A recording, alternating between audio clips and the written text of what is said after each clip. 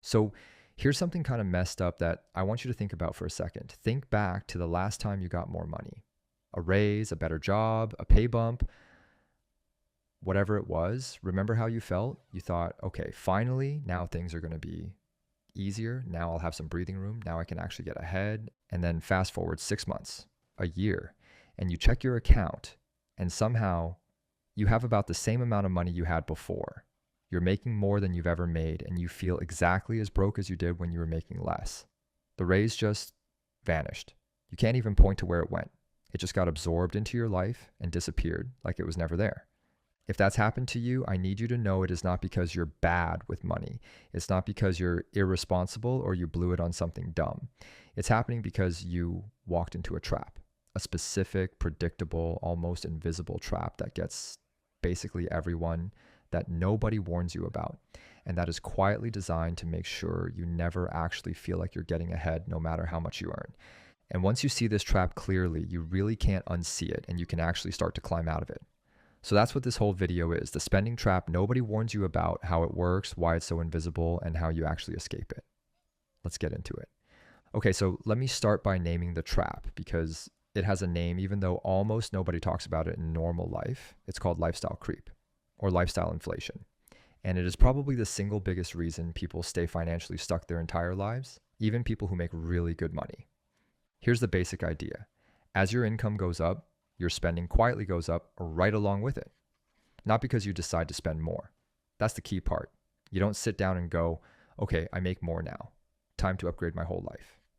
It happens on its own, automatically, without you ever really choosing it. Your lifestyle just slowly expands to swallow whatever you earn, and it does it so gradually and so reasonably that you never notice it happening. Let me give you the picture of how this actually plays out, because I think everyone watching is going to recognize themselves in this if you start making a little more money.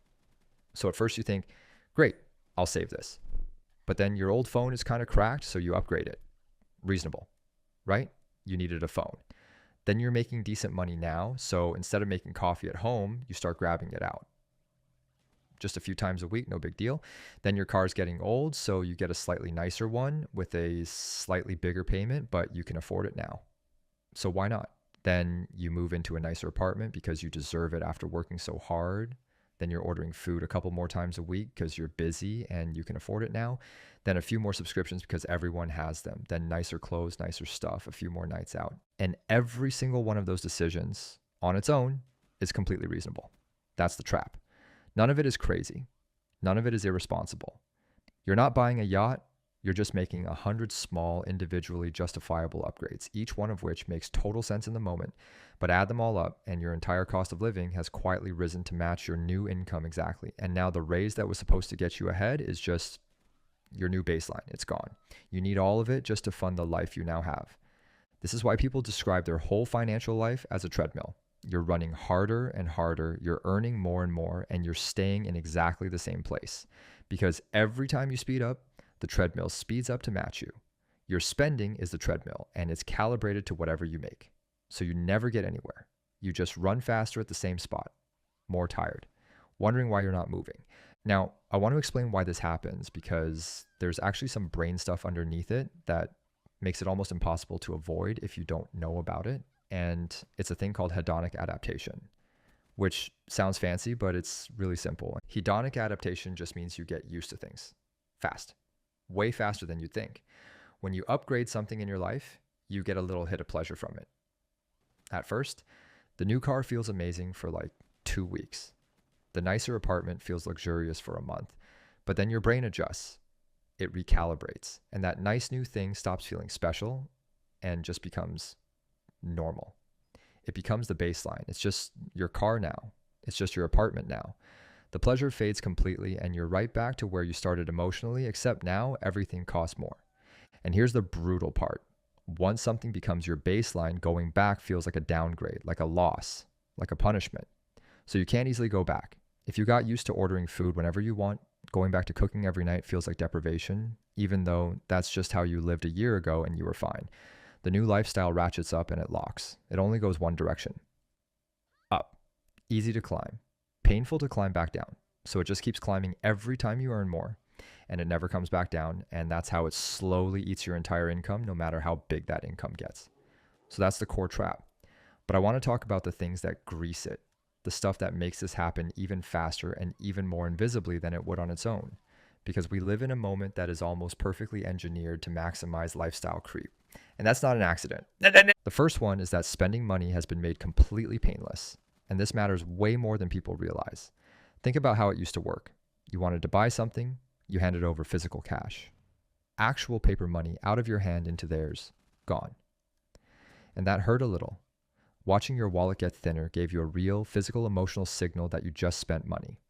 Researchers actually have a name for this. They call it the pain of paying. And it's a good thing. It's the break. It made you pause. It made you feel the cost. Now, that break has been completely removed on purpose. You tap a card and it's done before you even register it. You tap your phone, your watch, everything's saved for one click online, so you buy something in literally 1 second without even seeing the money. Your subscriptions just charge themselves silently in the background every month and you don't lift a finger.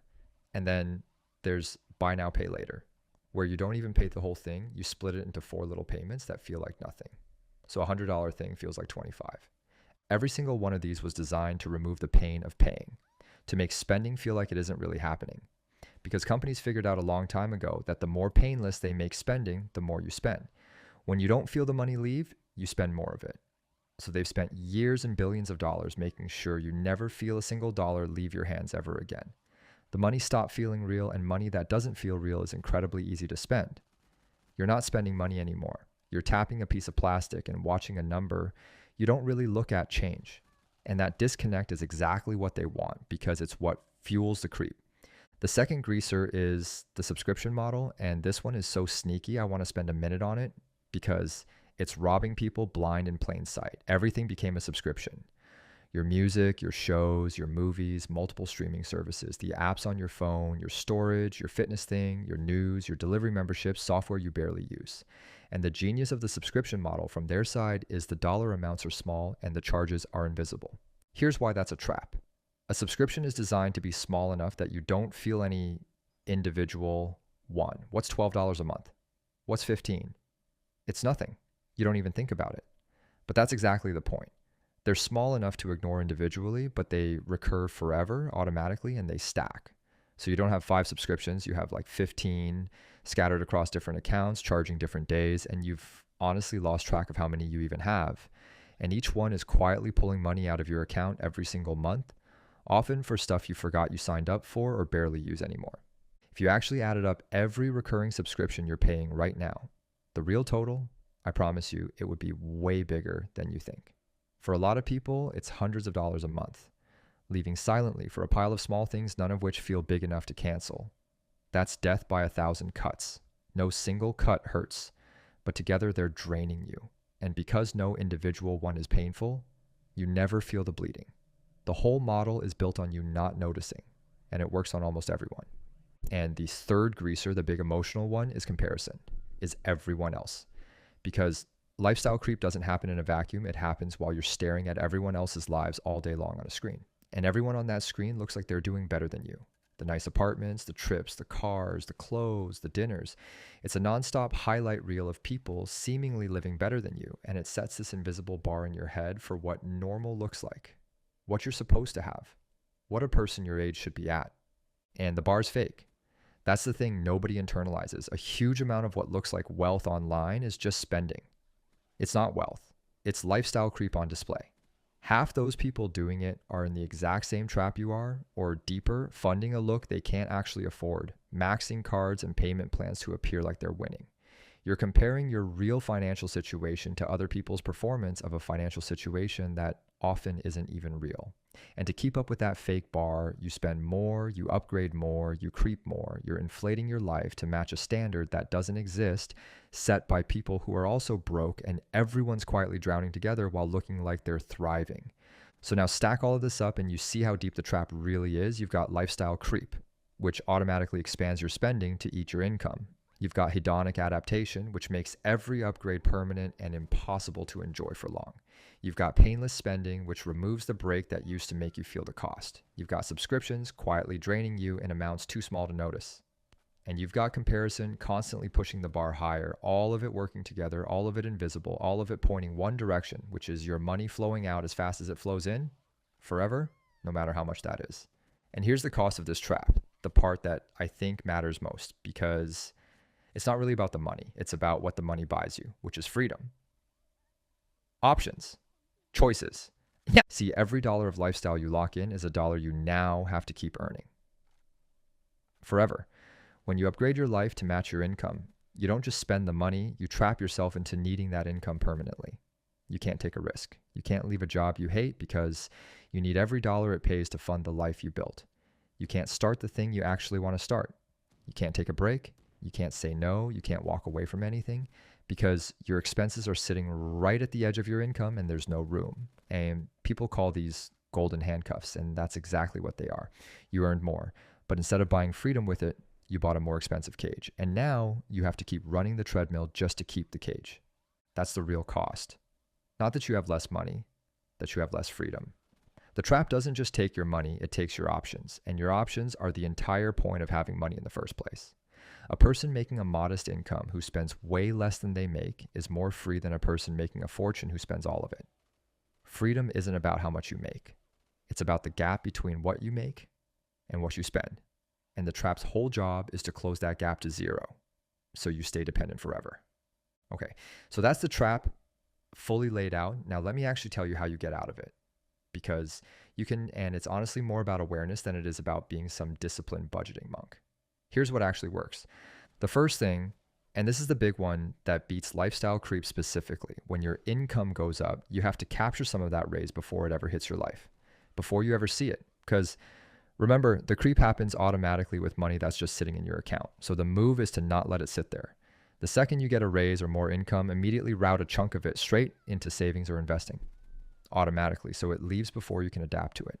If you never see it, you never build your lifestyle around it, and it never gets eaten. You give yourself the raise, but you give it to your future instead of your spending. Let some of it improve your life. Sure, you earned that, but capture a real piece of it automatically, and the creep can't touch what it can't reach. The second thing is to make spending feel real again, to put the brake back. Since everything's designed to make spending painless, you have to manually reintroduce a little friction. The simplest version is just actually look at the money leaving. Check your accounts regularly, not to stress, just to see it, to make it real again. Some people go further and use cash for certain things specifically because feeling it leave brings the brake back. And for bigger purchases, give yourself a waiting period, a day, a few days. If you still want it after the wait, fine. But the wait kills the impulse spending because most impulse purchases are powered by the painless one tap, and a forced pause breaks the spell. You're just reintroducing the friction they spent billions removing. The third thing, go kill your subscriptions. Like right now, today, after this video, go into your accounts and find every single recurring charge you're paying. All of them. And for each one, ask yourself honestly, do I actually use this enough to justify paying for it forever? And cancel the ones you don't. I promise you, there are some in there you forgot about entirely. Things charging you every month for nothing. This one's free money. You're not cutting your lifestyle, you're cutting waste. You weren't even getting value from. People do this and find they were bleeding way more than they thought every month on stuff they didn't even remember signing up for. Do it regularly, like every few months, because they creep back. The fourth thing, and this is more of a mindset, is to define you're enough. Because the trap runs on the idea that there's always a next upgrade, always a higher bar, always more. And if you never decide what enough looks like for you, you'll chase that bar forever and never catch it because it moves every time you do. So actually think about it. What does a good life actually look like for you? Specifically, not the fake online bar. What do you actually care about? What actually makes you happy versus what you're buying just because it's the next rung or because everyone else has it? When you get clear on what's actually enough for you, you can spend freely on the few things you truly value and stop bleeding money on all the stuff you were only buying out of creep in comparison. You stop running on the treadmill because you finally know where you were even trying to get to. And the fifth thing, the one that ties it all together, is to fall in love with the gap between what you earn and what you spend, because that gap, that's the whole game. That's the only number that actually matters. That gap is your freedom, your savings, your options, your way out. The trap's entire purpose is to shrink that gap to nothing, to make you spend right up to the edge of what you make. So your job is to protect that gap and grow it. Every time you earn more, widen the gap instead of closing it. That's it. That's the secret the whole trap is built to hide from you, that getting ahead was never about earning more. It was always about the space between earning and spending. And that space is the one thing entirely in your control. Let me be real with you before we wrap up, because I'm not preaching from outside this. I'm in it too. I've watched my own spending quietly rise to match every bit of extra money I've made. I've got the subscriptions I forgot about. I've made the 100 small reasonable upgrades and looked up a year later wondering where it all went. This trap is not for stupid people or irresponsible people. It is for everyone because it's specifically designed to be invisible, to feel reasonable, to never trip the alarm. The only difference between people who escape it and people who don't isn't income, and it isn't discipline. It's whether they can actually see the trap. That's it. Once you see it, you have a choice. Before you see it, you don't. You just run the treadmill and wonder why you're tired. So here's what I leave you with. You don't have to live like a monk.